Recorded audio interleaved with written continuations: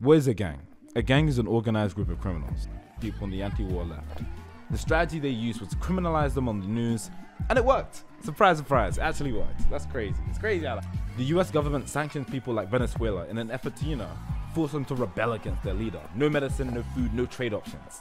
Still yet, quote-unquote mass media, America's foothold on the media, would still dictate that their problems are wholly because of that pesky socialism, They can't have any of that. No way. Aaron Ruguda needs to maintain an image of an all-knowing radical scholar for the sake of his show and his brand. And it worked. Here's a dumb, stupid example, right? Luffy is passionate. Luffy is emotional.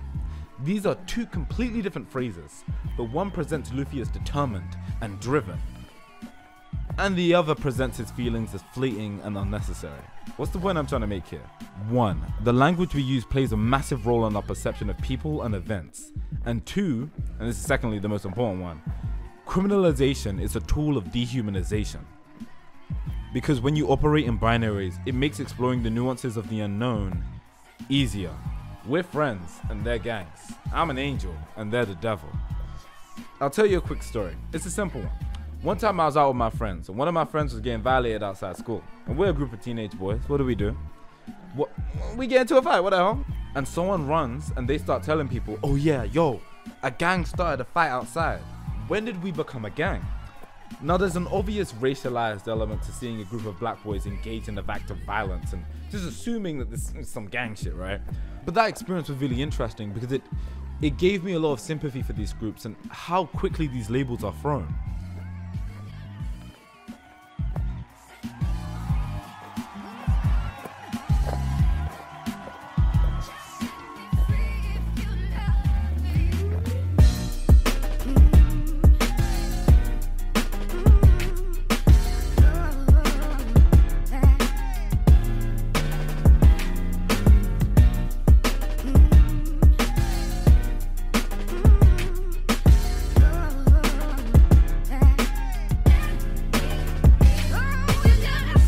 Question: how many faking their streams, getting their place from a shame? If someone you loved or cared for was in a bad situation, would you protect them?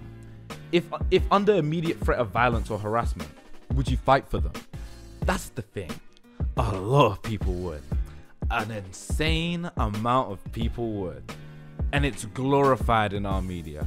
But outside a systemic framework, it's criminalized and it's looked down on. Ain't that crazy? Ain't that crazy how that happens? They said I was in a gang, the Church Road gang, but it wasn't a gang. We all just grew up together on the same estate, you get me? They couldn't even prove I was in a gang. It was just because of my pictures on Facebook with the people in my area. They made it out like we was the baddest gang. These people forget, the kids nowadays, especially around my area, we was growing up without no dad. Most of the kids that grew up in my area there, they don't go out of the area to make friends. So the only people they really know is from the estate. This is interesting because it poses the question of how the use of the term gang can criminalize young people forming friendships in their respective estates. The featured article I was reading before was about the criminalization of friendship, and it goes on to argue sentiments echoed about the dangers of forming friendships with black people in your area, and the message it sends to the police. Ain't that crazy, right? We gotta be mindful. We gotta be mindful of the friends we make. That's interesting. The term gang is such a nebulous, undefined term that could be thrown around for anything. And with yeah, it can be thrown around with everything. Let's not count. It can genuinely be thrown around with anything. Discovered that 40% of people listed on London's gangs had no record of any involvement in any violent offense in the past 2 years, and 35% had never committed any serious offense. Thus, therefore I am, in effect, gang membership does not correspond to criminality. And when it does, it's usually linked to monetary ideas and ventures encouraged by the system.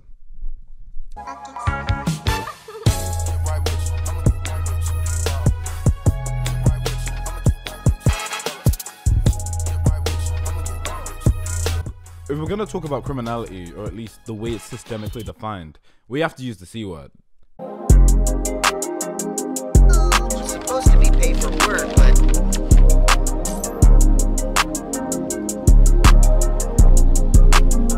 It's nice. Something quickly before I do.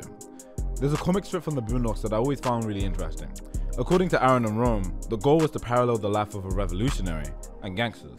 Huey dismisses Riley's way of life, and Riley backs back with Huey's own rhetoric. According to the team, the goal was to show the parallels between a revolutionary and revolutionary groups and gangs. And these ideas aren't unfounded, because unions, organizations, solidarity, community, under any form of progressive revolutionary framework, would be considered a gang, at least systemically, right?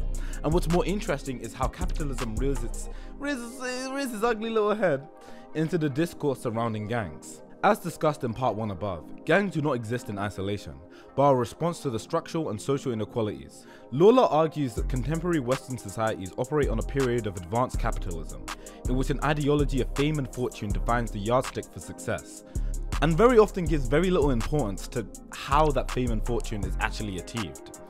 Being a successful gangster in some ways can lead to the same outcome as being a successful businessman. Both bring peer group related status and material wealth. Gangs provide avenues for such success, particularly for marginalized populations. Structural, social, and wealth inequality, along with increasing opportunities to tap into illegal networks in the area of globalization, are seen as the driving force for greater gang organization and proliferation. That was kind of a lot of reading, so I'm not really going to bore you with the details of socioeconomic inequality. Instead, I actually want to talk to you about artists like Jay-Z. As we know, many artists back in the day got their start, dealing drugs, right? They're showing, right? And while not all of them escaped that lifestyle, many of them would go on to be very strong and quote-unquote successful systemic businessmen. Business is no stranger to exploitation and gang mentalities. I worked on a company video recently for a big corporation and I had to do interviews. And everyone was very forcefully, or at least covertly forcefully, encouraged to talk about how much they loved working there.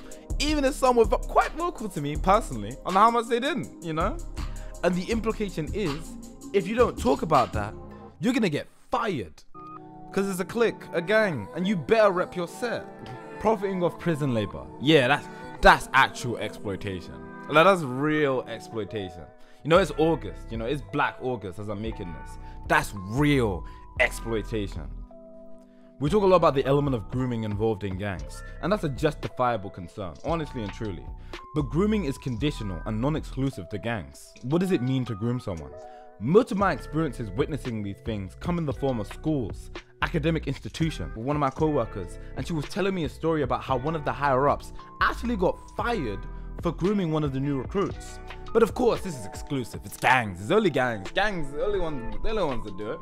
It's only gangs. The real problem is the problem with the streets and the lack of regulation. I graduated last year.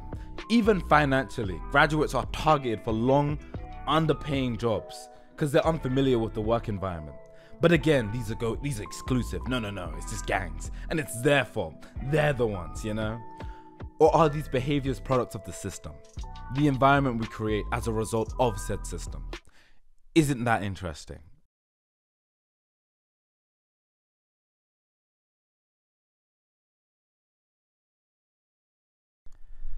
Now, my goal here is not to glorify gangs. Or at least not necessarily, right? I'm not telling you to join one, I'm not even encouraging it. The goal here is to get people to rethink how they engage with the term and what it really even means.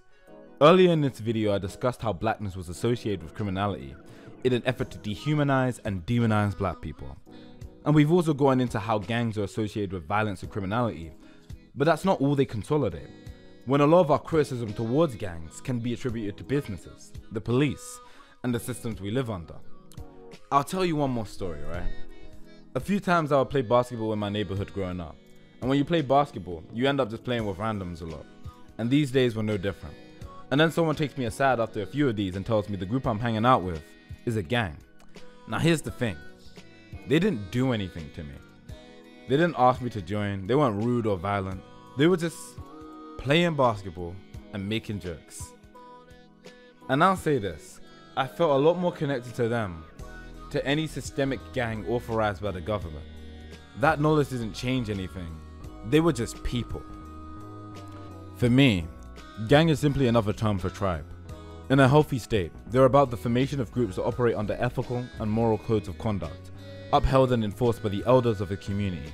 If these codes are based on a fundamental respect for society and the individual, there's absolutely nothing wrong with gangs. The Black Panther Party was considered a gang. They had breakfast programs and a schooling system, but a community, a radical group that opposed the system, they were considered a gang. You know this series you guys like, you guys that I literally brought out the woodwork out of nowhere, right? Talk about gangs right now. Free Huey. It's named after them. Ain't that crazy? Things to consider. Decriminalizing drugs, while I'm in support of, will not stop gangs. Removing permanent expulsions will not stop gangs from existing. Because be they unions, special names, logos, tattoos, sports teams or whatever, we're not held under a systemic framework. Gangs will always exist in the eyes of those with power. When I see people in prison, I don't see criminals, I see people. When I see big groups, I don't see gangs, I see friendships. And when I see violence, indoctrination and propaganda and all of the sort, the same way a lot of these people don't call to abolish the police or the school or the systems or the religions or what have you, I don't blame gangs. I blame the conditioning of our system and the effect it has on our ability to connect with others and communicate. We pray that tomorrow will be better than today. Power to the people. Peace. After the